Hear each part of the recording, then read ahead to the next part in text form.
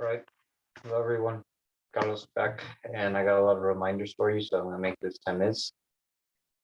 So I failed a lot this week. So I've let some things slip, and I've let some things just when I had it in my control, it's kind of gone. So some of the lessons I can take away from that that I want to share with you is small goals and big goals are both take effort, but the big goals are the ones that we're willing to push through and give the most amount of effort because when you see this giant goal that you'll be willing to push through. It's like, like let's say your native tongue is Armenian and you have this like Armenian like thing like Armenian writing test they got. You're probably going to procrastinate to the last day because it's such a small task, such a menial task that could definitely cost you big time because it's like lottery. Like yes, but the decision you take to procrastinate specifically for that is like that's high risk. High risk because that could definitely destroy your grade, or at least at the moment you probably it means nothing, but still, that's one thing I learned is small goals and big goals all take effort. Just but if you can like make them big, and that should at least be able to get you pushed through, even if it's the boring stuff. Get the boring stuff done, get in the reps.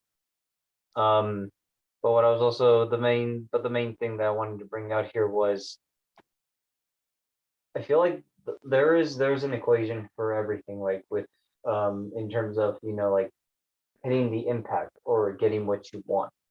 So like because with happiness and with money and like with all this stuff is or like the yeah just best body, having good happiness and like maybe wealth, like you can't directly get there because that will just kill you. Like, trying to figure out how to be more happy, like directly chasing happiness will lead you to being less happy. Like the analogy is like trying to look at the sun directly, like do that, you'll go blind. So you do have to look, but you can look at the sun indirectly. And how do you do that? Colors of the rainbow, just like get it like some light or prism that breaks the colors down into its fundamental truth. This is the same thing with with all these things. Is there an equation or is there a way we can break it down to its fundamental truths where we can indirectly chase money, where we can indirectly chase happiness, and then also indirectly chase a good body or like something like that? Like use your imagination, your voice. And this is kind of basic. Um, and there are definitely more pieces to the equation, but I think these are just the two main things. If you can get these two right, you'll probably be like 80% good to go. And the equation is value times scale. So the equation, value times scale. With value, it's essentially figuring out what is the most important thing. So like, as I mentioned with sunlight, can't look at sunlight directly, but if you can break it down into what it's really made out of, find what's the most valuable things in there. And once you find what's valuable, scale that, make it big, very big. So let's take fitness for an example. Here's a secret that I'll tell you, and this is definitely not something that the fitness industry will say. It's like you don't need to go on all these supplements. You don't need to go on all these what is it like? I don't even know what the trends are these days. Sorry, I don't use social media, so I don't check the stupid shit that goes on there. But essentially, like with just figuring out what is the most important things in terms of like for fitness, and that would probably be getting enough water, getting enough sleep, and your nutrition. Like the exercise is probably a bonus, but you could probably look at a guy who's never trained before in his whole life, but like he's not like fat. He's like maybe he's not like extremely skinny, but like hey, like he's not that bad either. So like those are the most important things. It's like the getting good quality sleep, not just like because sleep doesn't mean putting your head on the pillow like with your phone like you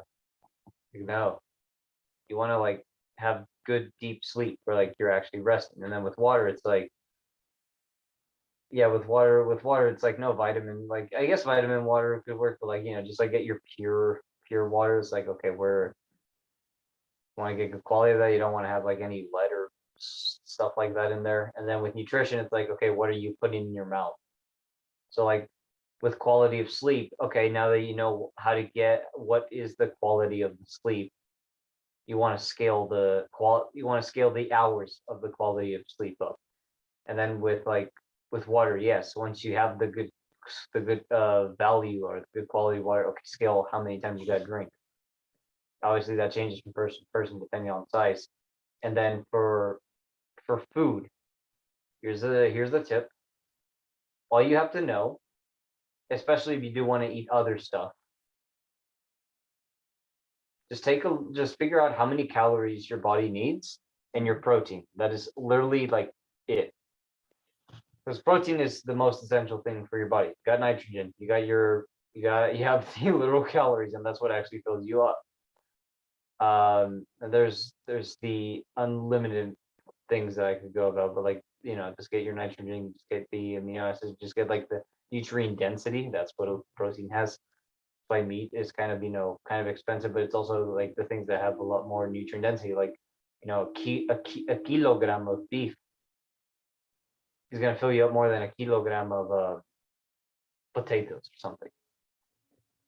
Why? Nutrient density and the quality of the food. So all you want to do now is scale the protein up so that you get your adequate amount of protein per day. So like for the Americans, it's 1 gram per pound of body weight. And then for everyone else, it's 2 grams protein per kilo, approximately. Okay. Um, and once you have that, you want to figure out, okay, like how many calories do I need, and then how much of just how much of protein have I been consuming from calories.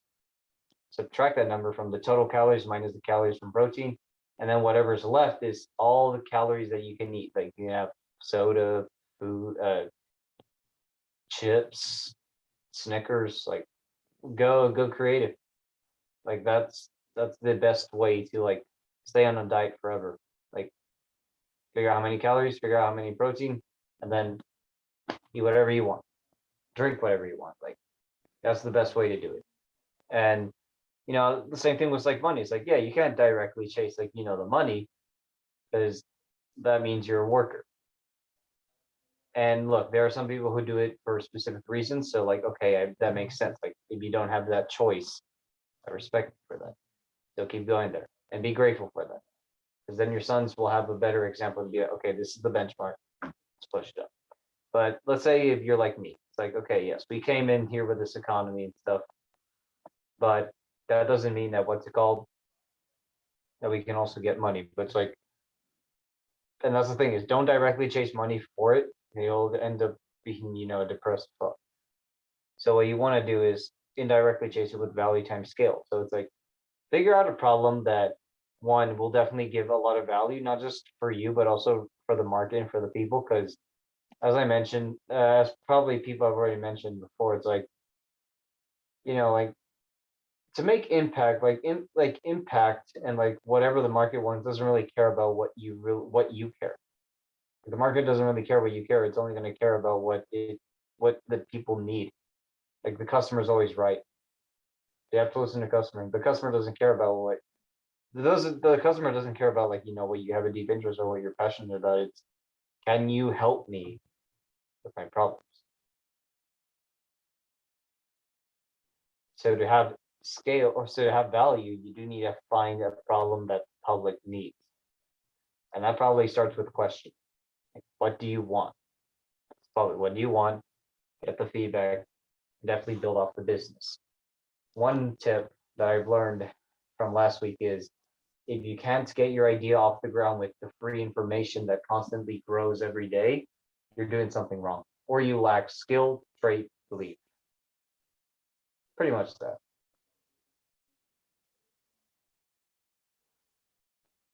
Once you have identified the scale, or sorry, the value or whatever idea that it is that you are considering, time to figure out how to scale that. Because you could be a personal trainer at like LA Fitness or like 24-hour fitness or Gold's Gym, whatever. And like have 15, 20 clients, decent, decent. You have value, but you don't have scale, so like screw it. But if you made a YouTube channel, or like maybe Instagram Reels or TikTok or whatever, YouTube Shorts, where you teach people, okay, this is how you stretch your rotator cuffs before you start training, or like what muscles are probably the most important for like cooling down, or maybe even like physical therapy and like stuff like that. If you can like make that stuff, your clients, which are your viewers, have this wide amount of knowledge. And that will probably get you a lot more than if you were to doing it in person. Okay. And that's how you can sort of indirectly chase money while doing something that one you care about. Like you definitely need to care about it. But I also want to find something that people, want solved. Find that sense of urgency. Are people in pain because of it? And also you want to scale that. Is it growing? Like this abundance of things growing. I will add some links for those who are interested in what are some problems that are being neglected, or some problems that the market should probably start considering, or maybe even impact. Because because for me, I want to solve problems. Like I genuinely feel this like push to solve problems, and but I also want to make sure I'm also indirectly chasing the happiness. Like which problems am I willing to go through the pain? If I don't pick that problem that I'm willing to go through, then I won't be able to get to the other side. And it's the same thing. There are problems. We're all gonna have problems in our life.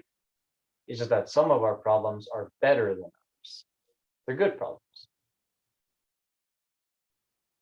So if you don't like the problems that you are in, that's not on anyone. You are responsible for where you are right now. So look around you right now. Like if you see cigarettes on the ground, are if you just don't like where you're sitting right now, or maybe you're thinking about some like, I don't know, like weed, pissed off, or like stuff like that, like you're responsible for that. I'm not. I'm just reminding you of it. But yeah, that's the formula. Value times scale for anything that you want. That's how some things you can indirectly chase happen. There are many other ways. But it's just one that I do think that for me has helped me to at least remind myself that, okay, how can I contribute a value in whatever I'm doing? Because think about it. You could probably hate me. Some people will definitely hate me. Some people will definitely think that, okay, I love this person. I love that. But it doesn't matter like how, it won't matter how much you think of me or anyone else. Like your thoughts, and your beliefs won't matter, because no one can really see that but you. It's only what you do that people are actually going to remember you for, your actions. See you next week.